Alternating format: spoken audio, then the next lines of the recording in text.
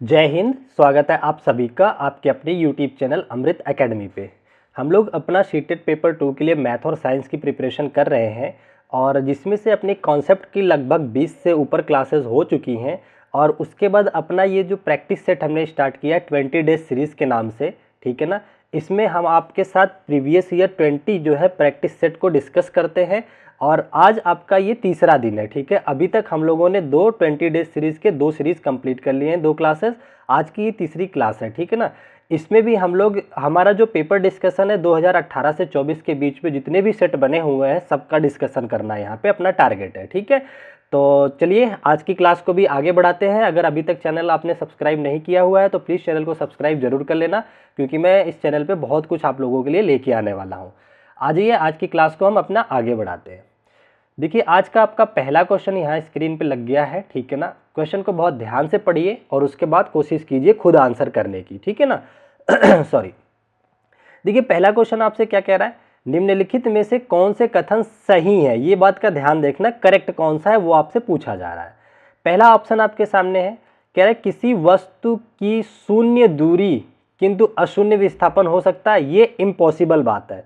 देखिए अगर दूरी और विस्थापन की बात करें तो देखिए जैसे ये अगर हम यहाँ पे खड़े हैं, सपोज ए पॉइंट पे खड़े हैं, यहाँ से थोड़ा सा भी अगर हम मूव किए तो हमारे पास कुछ ना कुछ डिस्टेंस आ जाती है। तो distance never be zero, distance क्या होती है, कभी जीरो हो ही नहीं सकती है। और डिस्प्लेसमेंट क्या होता है, हम जहाँ से चलना शुरू करें और कहीं पे भी जाते हैं तो इनिशियल और फाइनल, जैसे ये बी पॉइंट आ गया, इनके बीच की जो न्यूनतम दूरी होती है वो डिस्प्लेसमेंट होती है। तो कई बार हम जहाँ से चलते घूम के वहीं वापस भी आ जाते हैं तो ये डिस्प्लेसमेंट हमारा क्या हो जाता है, जीरो भी हो जाता है। तो ये कह रहे हैं कि a body can have zero distance but non zero displacement, उन्होंने उल्टा बोल रखा है, इसलिए ये ऑप्शन आपका कट जाता है, ठीक है ना। अच्छा, नेक्स्ट ऑप्शन बी में क्या कह रहे हैं, किसी वस्तु की शून्य चाल किंतु अशून्य वेग हो सकता है क्या। देखिए शून्य चाल तो हो ही नहीं सकता, क्योंकि चाल जो होता है वो दूरी बटा समय होता है ना। तो जब दूरी ही कभी जीरो नहीं होती है तो चाल कैसे हो सकती है, तो ये भी आपके गलत हो गया, ठीक है। अगला आपके सामने ऑप्शन दे रखा है, किसी वस्तु का शून्य वेग, ठीक है ना, किसी वस्तु का शून्य वेग, एक सेकंड में इसको थोड़ा सा ऊपर कर देता हूं, ठीक है। यहां पे आपसे कहना चाह रहा है किसी वस्तु का शून्य वेग किंतु अशून्य त्वरण हो सकता है क्या। तो बताओ वेग किसी वस्तु का शून्य हो सकता है, बिल्कुल हो सकता है, क्योंकि वेग जो होता है, वेग होता है आपका वेलोसिटी होती है डिस्प्लेसमेंट अपॉन टाइम। तो कभी अगर जीरो हो गया डिस्प्लेसमेंट तो उस कंडीशन में वेग भी जीरो हो जाएगा, ये तो तय है। लेकिन कह रहा है किंतु अशून्य त्वरण हो सकता है क्या, बिल्कुल हो सकता है। एक्सीलरेशन जीरो नहीं होता है कभी भी, ठीक है ना, इस कंडीशन में।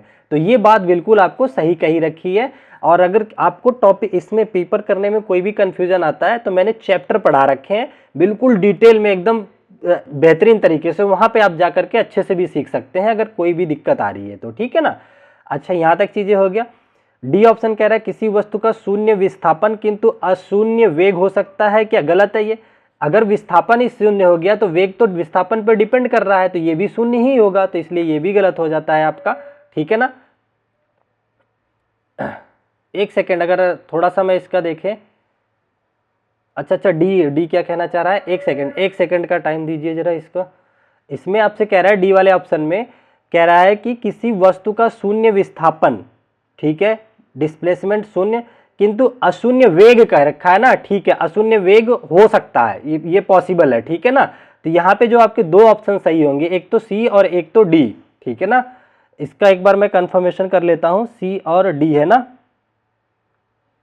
ठीक है, सी एंड डी होगा, ठीक है ठीक है, ये आपका यहाँ पे करेक्ट हो जाएगा, सी ऑप्शन पे दे रखा है सी एंड डी, ठीक है ना।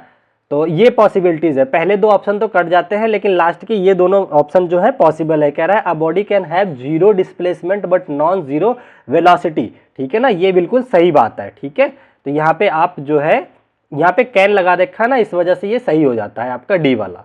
चलो आगे बढ़ चलते हैं अपने अगले क्वेश्चन की तरफ।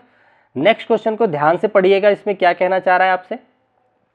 अच्छा मैं आपको एक चीज आपसे डिस्कस कर लेता हूं। देखिए अगर कोई वाटर है, ठीक है, कोई पानी है, ठीक है ना, आपके पास कोई पानी है मान लो, आप अगर उसमें कुछ इम्प्योरिटीज मिला देते हैं, ठीक है ना। तो जो पानी का नॉर्मल बॉइलिंग पॉइंट होता है वो बढ़ जाता है, ठीक है ना। जैसे मान लो पानी 100 डिग्री पे बॉयल करता है तो वो बढ़ करके 102 103 हो सकता है, क्योंकि उसको इसके अंदर अगर इम्प्योरिटीज आ गई है, ठीक है ना। दूसरा क्या होता है, इम्प्योरिटीज मिलाने से क्या होता है, इसका जो हिमांक होता है, जो जमने वाला पॉइंट होता है वो और डाउन हो जाता है, ठीक है ना। जैसे हिमांक क्या होता है, जिसपे क्या होता है, फ्रीज कर जाता है, जिसको फ्रीजिंग पॉइंट बोलते हैं पानी का, ठीक है ना। अगर वो 0 डिग्री है तो अगर उसके अंदर ज़्यादा इंप्योरिटीज आ जाती हैं तो वो 0 डिग्री से घट करके माइनस में जा सकता है। तो ये बात आपको पता होनी चाहिए कि इंप्योरिटी मिलाने से बॉइलिंग पॉइंट बढ़ता है और आपका जो फ्रीजिंग पॉइंट है वो घट जाता है, ठीक है ना। तो आपसे क्वेश्चन कह रहा है जल का कोई नमूना है, सामान्य तापमान और दाब पर 102 डिग्री सेंटीग्रेड पर उबलता है।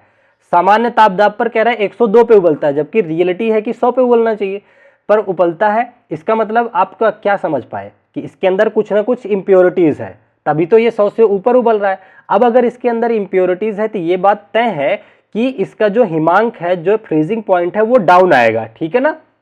वो 0 से नीचे आकर के जमेगा। तो कह रहा है आप उसके हिमांक के संदर्भ में क्या कह सकते हैं, तो कह रहा है वह 0 डिग्री से नीचे बर्फ बनेगा। बिल्कुल ये हम बात कह सकते हैं, क्योंकि उसमें जब 100 से ज़्यादा पे बॉयल हो रहा है तो 0 से नीचे वो जमेगा भी। क्यों? क्योंकि ये इम्प्योरिटी की वजह से ही कंडीशन होती है। तो ये मैंने आपको पहले ही समझा दिया। चलो, इसका करेक्ट आंसर आपको पहला ही ऑप्शन मिल गया, बाकी कुछ नहीं चेक करना है। It will not be freeze, ऐसा हो ही नहीं सकता। ये 0 डिग्री से ऊपर बनेगा बर्फ, ऐसा तो कभी नॉर्मल पे भी नहीं बनता। अच्छा, आगे आ जाते हैं। आपका नेक्स्ट क्वेश्चन दे रखा है, देखिए इसको ध्यान से पढ़िए क्या कहना चाह रहा है। और ये इंग्लिश वाले बच्चे आप यहाँ पे पढ़ लो, तो मैं थोड़ा सा नीचे करके ऑप्शन आपको दिखा देता हूँ। यहाँ पे आपके ऑप्शन वाले पे अगर मैं लेके आऊँ, ये, हाँ, ध्यान से पढ़ो।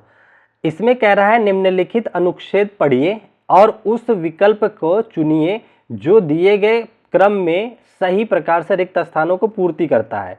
पहला रिक्त स्थान खाली जगह है, फिर कह रहा है एक मोटी भित्ति की थैली है, ठीक है, इसका आकार चपटे जे के आकार का होता है। तो अगर आप लोगों ने बायोलॉजी का चैप्टर पढ़ा होगा तो आप लोगों ने इस तरह से देखा होगा, एक संरचना होती है हमारे आमाशय के अंदर, ठीक है ना, सॉरी पेट के अंदर, स्टमक के अंदर, ठीक है ना। तो ये क्या करता है, ये इसके ऊपर तो एक मोटी झिल्ली भी होती है, तो इसका जो शेप होता है ये जे शेप का होता है। इसको हम लोग क्या बोलते हैं, इसको बोला जाता है अमाशय, ठीक है ना। तो अमाशय का आकार किस तरह के होता है, जे टाइप का होता है। अगर आपको पता हो तो ये HCl भी रिलीज करता है, HCl रिलीज करता है ताकि जो उसके भोज्य पदार्थ के अंदर कोई भी वैसे जीवाणु है वो मर जाए, ठीक है ना। तो यहाँ पे देखिए क्या कह रहा है, इसका आकार चपटा जे की तरह है, ठीक है, जैसा है, और यह आहार नाल का सबसे चौड़ा भाग होता है। बिल्कुल आहार नाल, यहाँ ऊपर छोटी आंत होती है, यहाँ बड़ी आंत होती है, यहाँ ये सबसे चौड़ा भाग होता है। यह दूसरा खाली स्थान से एक सिरे पर भोजन प्राप्त करता है। किससे एक सिरे पर भोजन प्राप्त करता है, भोजन नली द्वारा, ठीक है ना। तो एक यहाँ पे भोजन नली आके जुड़ती है, यहाँ पे ये फूड को प्राप्त करता है, ठीक है। अच्छा, और क्या करा है, और दूसरे सिरे पर फिर खाली स्थान में खुलता है। दूसरा सिरा कहाँ जाकर के ये खुलता है, छोटी आंत में जाकर के खुलता है, यहाँ पे आकर के छोटी, पहले हम खाना खाते हैं गले में जाता है, ये आहार नाल होती है हमारे यहाँ पे, वो जाकर के हमारे स्टमक यानी पेट से जुड़ी हुई होती है।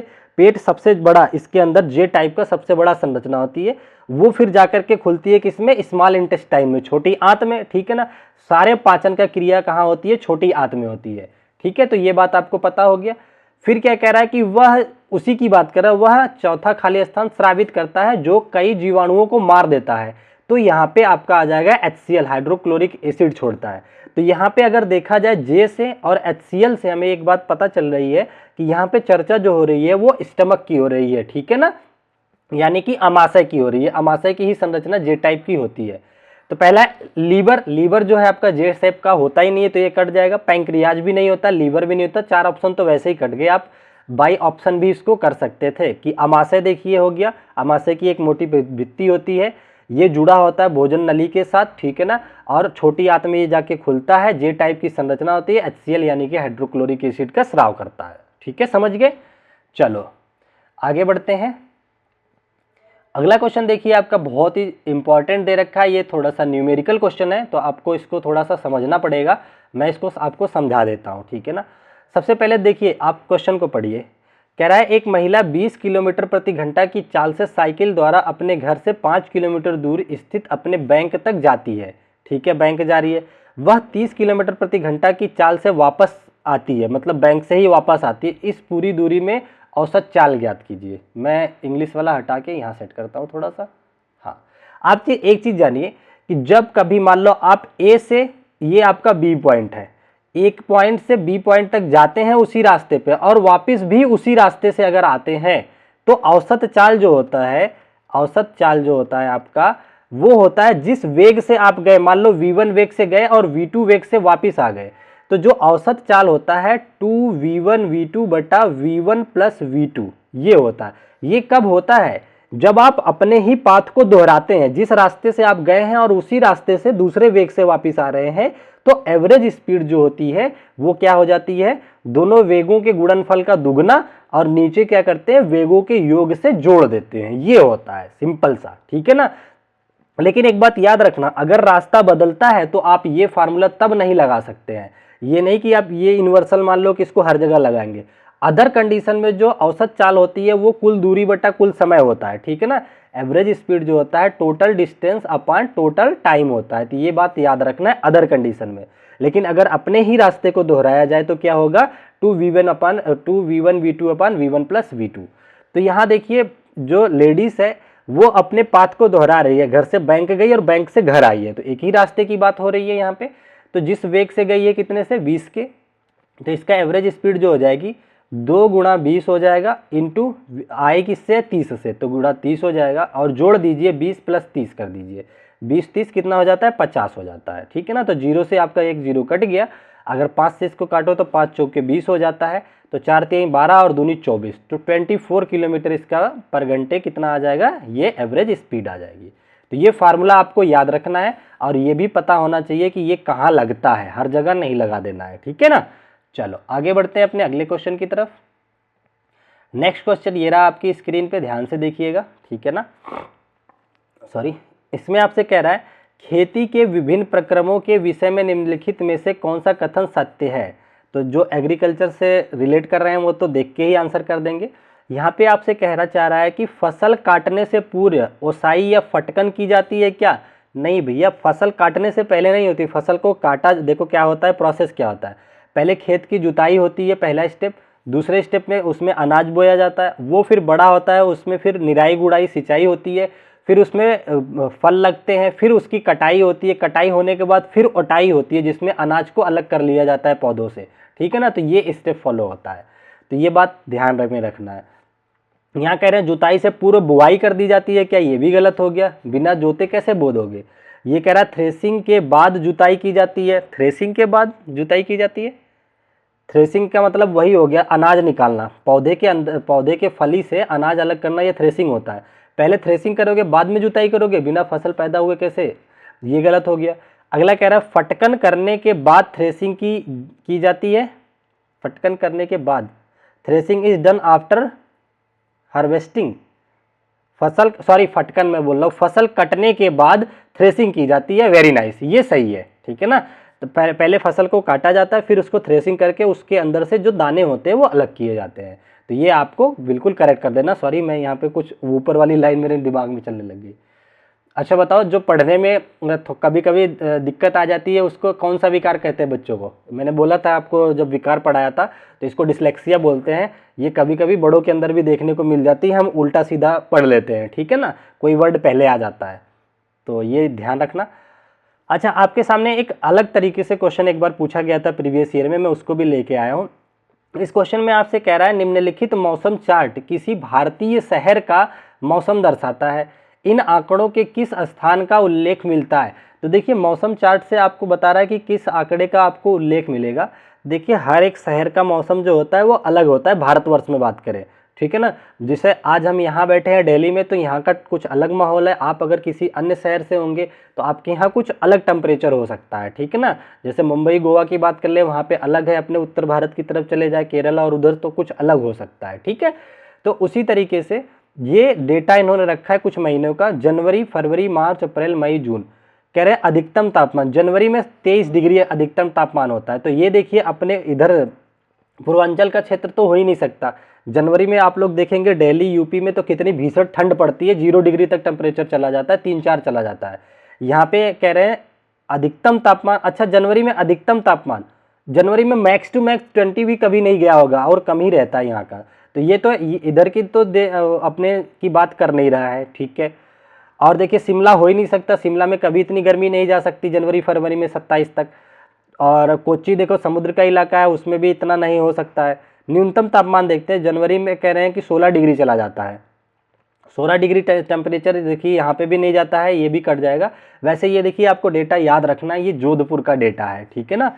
इस तरीके से आपको दिल्ली का पता रखना है, आपके राजस्थान का पता रखना है, इस सारे कुछ शहरों का आप डेटा जो है जान सकते हैं कि किस महीने में कितनी टेम्परेचर जा सकता है, कितना न्यूनतम टेम्परेचर जा सकता है या कितनी बारिश हो सकती है। तो इससे आपको बेनिफिट होगा। एक आधी अगर ऐसा क्वेश्चन आ जाता है फिर से अगर रिपीट करता है तो आप कर पाएंगे, ठीक है ना। तो इसका जो करेक्ट आंसर था वो जोधपुर था, ये पेपर में आया था इसलिए हमने क्वेश्चन ले लिया। अच्छा अगला क्वेश्चन पे आ जाते हैं अपने, देखिए इसको ध्यान से पढ़िए, इसमें क्या कहना चाह रहा है। तो कह रहा है निम्नलिखित में से कौन सा कथन सही नहीं है, नेगेटिव है, वो पूछना चाह रहा है आपसे, ठीक है ना। कह रहा है धातुएं अम्लों से अभिक्रिया करके धात्विक ऑक्साइड और हाइड्रोजन गैस बनाती है, ये बिल्कुल सही बात है, तो ये आंसर नहीं होगा। जो एसिड से क्रिया, जो मेटल होते हैं वो एसिड से क्रिया करके क्या बनाते हैं, मेटल का ऑक्साइड प्लस हाइड्रोजन गैस निकलती है। हाइड्रोजन गैस की परीक्षण के लिए मैंने आपको बताया था कि जलती हुई मोमबत्ती इसके पास अगर लेके जाते हो तो पॉपअप की साउंड आता है। तो ये सारी चीज़ें मैंने चैप्टर में पढ़ा रखा है आपको। अगला क्या कह रहा है, सामान्यतः धातुएं ऊष्मा और विद्युत की अच्छी सुचालक है, ये बातें सही हैं, तो इसलिए ये भी आंसर नहीं होगा क्योंकि इसने नहीं वाला पूछा है आपसे। अच्छा अगला क्या कह रहा है, कह रहा है धात्विक ऑक्साइड प्रकृति में अम्लीय होते हैं, ये गलत दे रखा है, तो यही आपका आंसर हो जाएगा। जो धातुओं का ऑक्साइड होता है ये प्रकृति में क्षारीय प्रवृत्ति के होते हैं, ठीक है ना। तो ये एक फैक्ट है, ये आपको याद भी रखना है कि धातु ऑक्साइड क्या होते हैं, वो क्षारीय प्रवृत्ति के होते हैं, ना कि अम्लीय प्रवृत्ति के। इसलिए सी ऑप्शन आपका क्या हो जाता है, सही, क्योंकि ये गलत है इसलिए यही सही होगा, क्योंकि ये नाट वाला पूछा था आपसे। अगला आपसे कह रहा है कुछ धातुएं जल से अभिक्रिया कर धातु हाइड्रोक्साइड और हाइड्रोजन गैस बनाती है, ये बिल्कुल बात सही है, तो ये भी आंसर नहीं होगा। चलो आगे बढ़ चलते हैं। देखिए कुछ फैक्ट वाली चीजें हैं तो वो आपको याद रखनी ही पड़ेंगी। अच्छा अगला क्वेश्चन आपसे दे रखा है, मैं इंग्लिश वाला थोड़ा सा इसको, इंग्लिश में जिसको देखना है वो आप देख लीजिए, मैं थोड़ा सा इसको ऊपर करता हूँ। यहाँ पे आपसे देखिए कह रहा है कि मेंढकों में खाली स्थान का प्रक्रम हार्मोन खाली स्थान द्वारा नियंत्रित है, जिसके उत्पादन के लिए जल में की उपस्थिति आवश्यक है। तो देखिए फर्टिलाइजेशन नहीं होता, तो ये ऑप्शन तो कट ही जाएंगे दोनों। जो मेंढक में होता है वो मेटामॉर्फिस होता है, जिसको कि कायांतरण बोला जाता है, ठीक है ना।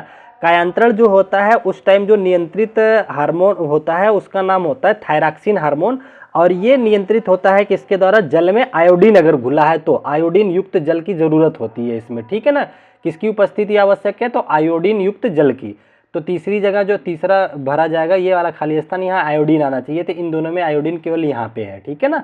तो इसलिए आपका सी ऑप्शन यहाँ पे करेक्ट हो जाता है। देखिए कायांतरण, थायरॉक्सिन हार्मोन और आयोडीन, तो ये बात आपको याद रखना है कि मेंढकों में कायांतरण का प्रक्रम हार्मोन थायरॉक्सिन द्वारा नियंत्रित होता है। पूछेगा मेंढक में कायांतरण किसके द्वारा नियंत्रित होता है, तो कौन सा हार्मोन होता है, तो थायरॉक्सिन होता है, ठीक है। तो जल में किसकी उपस्थिति आवश्यक होती है, तो आयोडीन की। तो ये बात आपको याद रहनी है।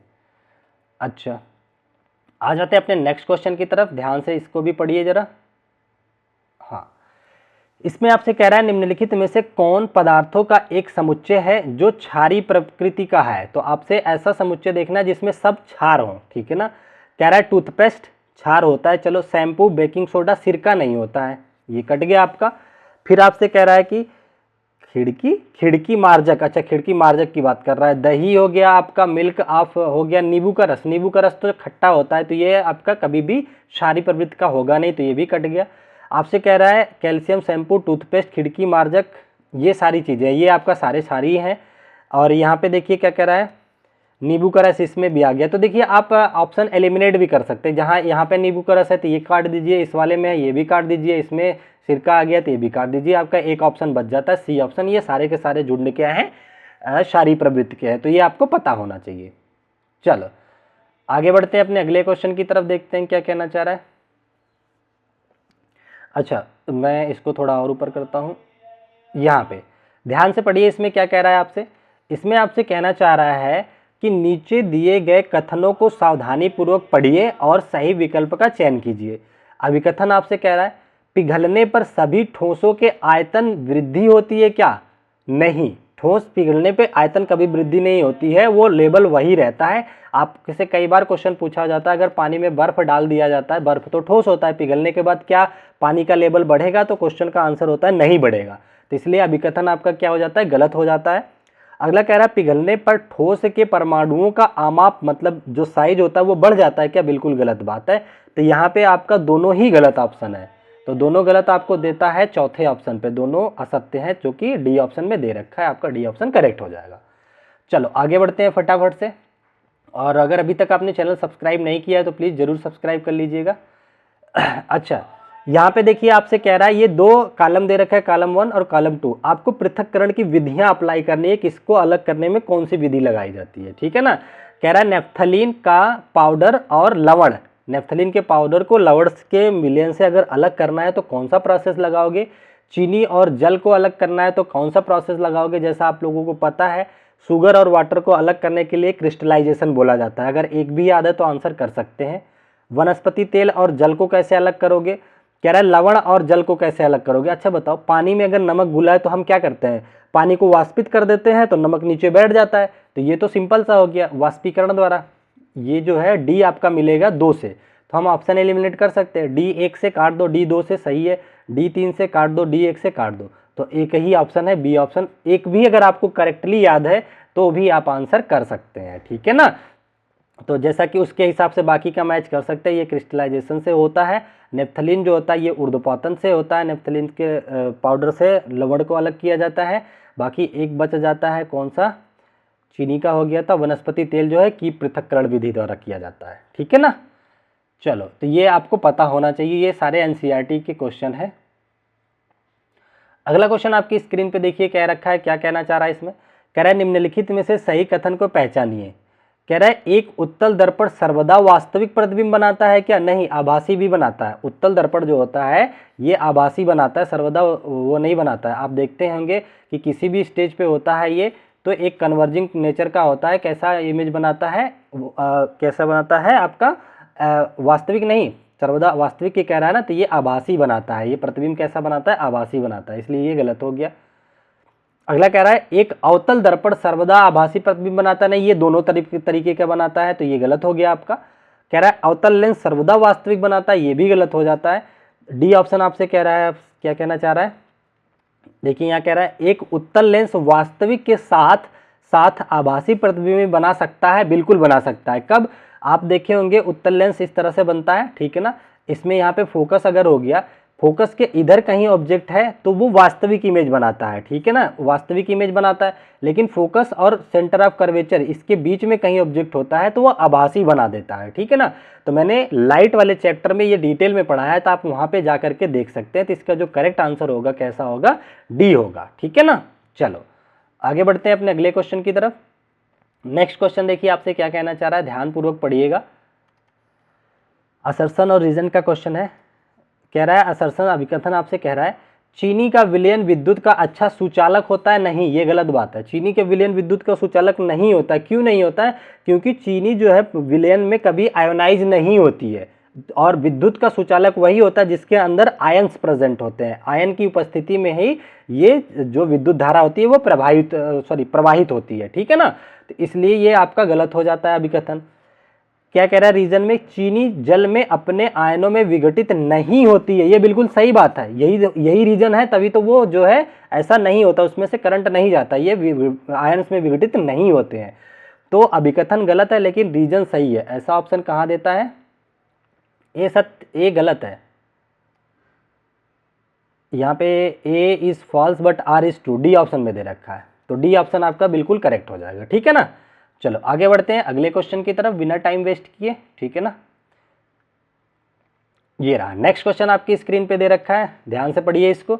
इसमें आपसे कहना चाह रहा है कि चुंबकीय क्षेत्र रेखाओं के गुणों के विषय में निम्नलिखित में से कौन सा कथन सही नहीं है। आपसे रॉन्ग कथन पूछा है, ठीक है ना। पहला आपसे कह रहा है चुंबकीय क्षेत्र रेखाएं एक दूसरे को प्रतिच्छेदित नहीं करती, बिल्कुल सही है। आप लोगों ने देखा होगा ये एक बार मैग्नेट होता है, ये नॉर्थ पोल होता है, ये साउथ पोल होता है। यहाँ से विद्युत रेखाएं, बल रेखाएं यहाँ से निकल करके एंटर करती हैं, ठीक है ना, इस तरीके से। ये आपने फिगर देखा होगा, मैग्नेट चैप्टर पढ़ा रखा है, जिसको कंफर्म नहीं है वो भी देख सकता है, ठीक है। और यहाँ पे बल रेखाएं एक दूसरे को कभी भी कट नहीं करती हैं, ये बात ध्यान रखना है आपको। और यहाँ पे ध्रुवों पर चुंबकीय बल रेखाएं सर्वाधिक होती हैं। अंदर की साइड इनकी गति जो है दक्षिण से उत्तर की तरफ होती है, साउथ टू नॉर्थ की तरफ होती है। तो पहला सही है, तो ये आंसर नहीं हो सकता। कह रहा प्रत्येक रेखा एक बंद और सतत वक्र बनाती है, बिल्कुल, ये यहाँ से जाती है, यहाँ से एंटर करके क्लोज लूप बनाती है, ये भी सही है, तो ये भी आंसर नहीं होगा। अगला आपसे कह रहा है कि चुंबक के अंदर क्षेत्र रेखाओं की दिशा दक्षिणी ध्रुव से उत्तरी होती है। देखो अंदर मैंने बताया ना साउथ से नॉर्थ होती है, तो ये भी सही है, तो इसलिए ये भी आंसर नहीं होगा। तो अगला आपके सामने क्या दे रखा है, जरा देखते हैं। कह रहा है ये ध्रुवों के निकट संकुलित है जहां पर चुंबकीय क्षेत्र प्रबल होता है, बिल्कुल ये भी सही है, तो ये भी आंसर है। ये तो सारे सही हैं यहाँ पे तो चार के चारों ऑप्शन आपको सही दे रखा है। लेकिन इसने पूछा है कि कौन सा इसमें गलत है, कौन सा सही नहीं है। पर देखो ये कुछ इसमें मिस्टेक लग रही है, ठीक है ना। इसके ऑल ऑफ करेक्ट है, ठीक है ना, सारे ही सही हैं, इसलिए इसमें से कोई ऑप्शन नहीं होगा। कोई एक ई ऑप्शन बना लो, ठीक है ना, उसको आप सही कर सकते हैं। आप खुद इसको चैप्टर जब पढ़ लेना तो आपको कंफर्म हो जाएगा कि बिल्कुल बातें सही कह रखी है। इसने चार के चारों ऑप्शन सही दे रखे हैं यहाँ पे। ये क्वेश्चन पता नहीं कैसे पूछ लिया, ठीक है, कोई बात नहीं है। इसके चारों ऑप्शन आपको करेक्ट मानने हैं, आपको अपने कॉन्सेप्ट पे पकड़ होनी चाहिए। ऑप्शन कैसा भी दे सकता है, आपको उस पर नहीं जाना है, ठीक है ना। तो ये आपका यहाँ पे ई कोई ऑप्शन मान लो, वो आप सही मान लेना, ठीक है। चलो आगे बढ़ते हैं अपने अगले क्वेश्चन की तरफ। नेक्स्ट क्वेश्चन आपसे कह रहा है, बहुत ध्यान से सुनो। कह रहा है कि विद्यालय के एक बच्चे ने कमजोरी और मसूड़ों में रक्त बहने की शिकायत की है, ठीक है ना। मसूड़ों से रक्त आ रहा है, कमजोरी है बच्चे को, शिकायत की है। निम्नलिखित में से किस वस्तु की अंतर्ग्रहण वृद्धि उसके लिए सहायक होगी? तो अच्छा ये बताओ, मसूड़ों से ब्लड वगैरह आना ये किससे क्या कौन सी बीमारी हो जाती है, ठीक है। तो आपको पता हो रहा है कि ये जो होती है एक ऐसी बीमारी होती है, जैसे स्कर्वी में आई थिंक होता है, एक बार आप जरा सर्च कीजिएगा। लेकिन इतना मुझे पता है, मसूड़ों के अगर दर्द होता है तो इसमें हमें विटामिन सी की नीड होती है, और विटामिन सी जिससे मिलेगा वही आंसर होगा। धान से मिलता नहीं, दूध से नहीं मिलता है, गुड़ से नहीं मिलता है, यहाँ आंवला यानी विटामिन सी जो हमें प्राप्त होता है खट्टे फलों से मिलता है। तो ये आपका करेक्ट आंसर यहाँ पे हो जाएगा, ठीक है ना। चलो आगे बढ़ते हैं अपने अगले क्वेश्चन की तरफ। ये रहा आपका नेक्स्ट क्वेश्चन। इसमें आपसे कह रहा है निम्नलिखित में से कौन सा कथन किन्हीं दो प्राणियों जीवों के बीच सहजीवी संबंध की व्याख्या करता है?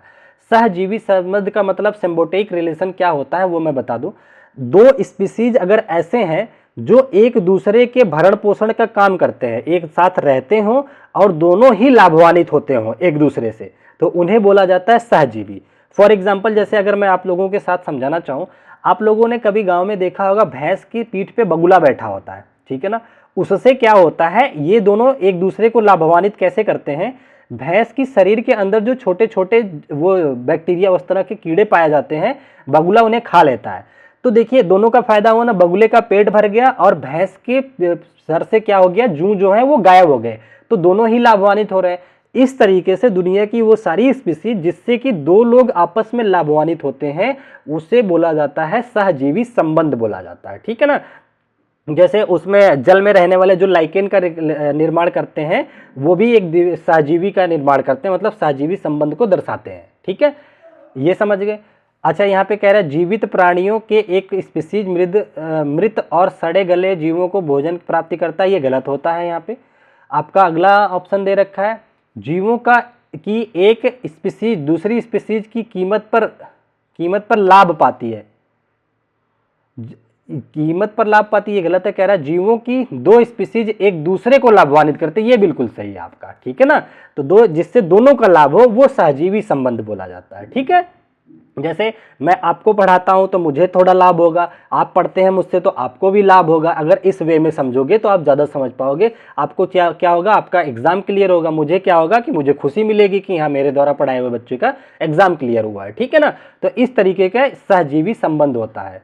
तो आई थिंक ये समझ गए होंगे, कोई भी इस तरह का क्वेश्चन बनेगा तो आप आंसर कर पाएंगे। नेक्स्ट क्वेश्चन आपकी स्क्रीन पे दे रखा है। आपसे कह रहा है निम्नलिखित में से किसका एक भोजन परिरक्षक के रूप में उपयोग नहीं होता है।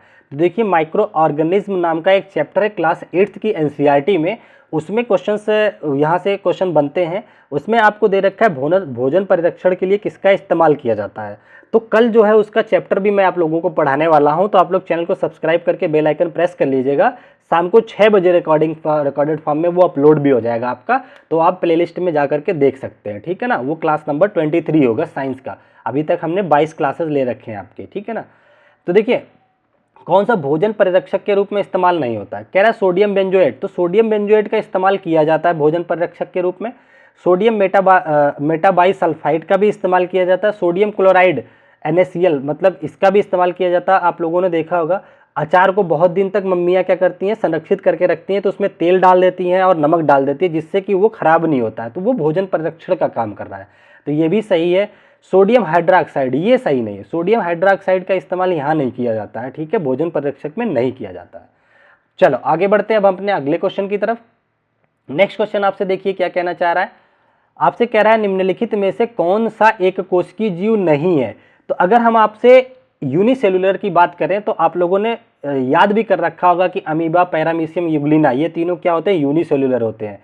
अमीबा हो गया, युग्लिना हो गया, पैरामीशियम, ये एक कोशिकीय होते हैं। तो बचा हुआ आपका आंसर हो जाता है फफूंद, जिसको कि मोल्ड बोलते हैं, ये आपका एक कोशिकीय में नहीं आता है, ठीक है ना। तो ये आप करेक्ट कर लेंगे अपना। आगे बढ़ते हैं अपने अगले क्वेश्चन की तरफ, ठीक है ना। और अगर आप यहाँ तक वीडियो में बने हैं तो नो डाउट आप एक बहुत ही अच्छे स्टूडेंट हैं और काफ़ी सीरियस हैं। तो आप अपनी पढ़ाई को इसी तरीके से मेहनत से करते रहिएगा, ठीक है। और आप हमें भी थोड़ा सपोर्ट कीजिएगा, लाइक शेयर सब्सक्राइब कीजिएगा, और कुछ नहीं चाहिए आपसे, ठीक है। चलो अगला क्वेश्चन आपसे कहना चाह रहा है निम्नलिखित कथनों को ध्यानपूर्वक पढ़िए और सही विकल्प का चुनाव कीजिए। आपसे अभिकथन दे रखा है, कह रहा है किसी सीटी मतलब विशिल की ध्वनि किसी ढोलक की ताल से अधिक तीक्ष्ण होती है। बिल्कुल सही बात है, आप लोगों ने सुना भी होगा कर्कश होती है जो सीटी की आवाज़ होती है, और जो ढोलक की ताल होती है वो तो मृदु होती है, वहाँ तो अच्छा लगता है, डांस किया जाता है, ठीक है। तो ये तो सही है। रीजन क्या दे रखे हैं ये देखते हैं। कह रहा है सीटी द्वारा उत्पन्न ध्वनि कंपनों का आयाम, एल्टीट्यूड की बात कर रहा है, ढोलक द्वारा उत्पन्न कंपनों से उच्च होता है। ये भी बिल्कुल सही है, और यही कारण है कि ये लगता है क्योंकि जिसका आयाम अधिक होता है उसकी तीक्ष्णता अधिक होती है, ठीक है ना। ये इसका बेहतरीन तरीके से एक्सप्लेनेशन भी कर रहा है, और एक दूसरे के लिए दोनों मतलब दोनों एक दूसरे को सपोर्ट भी कर रहे हैं, और दोनों अपने आप में भी सही हैं। तो एक दोनों का सही है और आर सही व्याख्या भी करता है, तो पहला ही ऑप्शन आपका करेक्ट हो जाएगा, ठीक है ना। इसके ऊपर आई थिंक क्वेश्चन नहीं है, ठीक है। तो ये आज का आपका आखिरी क्वेश्चन था, और हमने पूरी कोशिश करी है कि आपको हर तरीके से समझाएं। देखिए ये प्रैक्टिस सेशन है, प्रीवियस ईयर 20 दिन तक हम लोग इसका डिस्कशन करेंगे, तो इसमें बहुत ज़्यादा कई क्वेश्चन को एक्सप्लेनेशन नहीं है। अगर आपको लगता है कि आपको और नीड है एक्सप्लेनेशन की, तो प्लीज़ मैं आपको सजेस्ट करूँगा कि प्लेलिस्ट में जा करके जो थ्योरी क्लासेज है उसको देखिएगा, आपको बहुत मज़ा आएगा। आपने वैसी क्लास कहीं नहीं देखी होगी, एक बार उसको विजिट जरूर कीजिएगा, ठीक है ना, आपको मज़ा आ जाएगा, ठीक है। तो चलिए आज की क्लास को अपनी यहीं तक रखते हैं, फिर मिलेंगे आप लोगों से हम नेक्स्ट वीडियो में। तब तक के लिए आप अपना ध्यान रखें, bye bye, take care, thank you so much, जय हिंद।